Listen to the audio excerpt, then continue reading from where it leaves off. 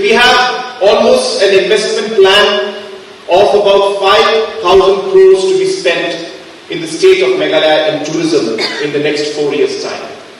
This 5,000 crores of investment which we'll make is an infrastructure. I'm talking only about tourism. I'm not talking about roads and other infrastructures. Only in tourism sector alone, Meghalaya will be spending 5,000 crores. And we expect to create almost close to 50,000 jobs in the private sector through the investments that we make in the different tourism sector. How are you going to take advantage of that and be part of this entire economic plan that we have?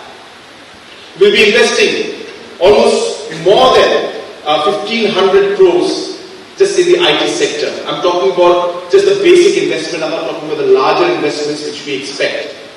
And IT sector we are expecting will give us a job opportunity of more than 20,000 employees or employment opportunities in the coming years. And this is going to be because we're going to make Shillong into an IT hub, and the process is on, where we are putting up a second IT park here in Shillong. The first IT park already employs close to 1,500 people. The second one is going to be even bigger. And we have a large area for more IT parks to come. We are in discussion with submarine cables and the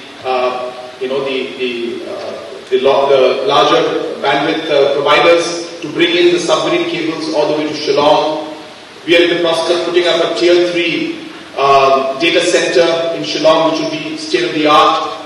We are planning to have optical fiber networks, which the work is on, where we will be reaching every block, every nook and corner of the state, where optical fiber will be available to the grassroots. And all of these activities are taking place as we speak, and investments are being made. Question is, as I said, how will you as youngsters become part of this?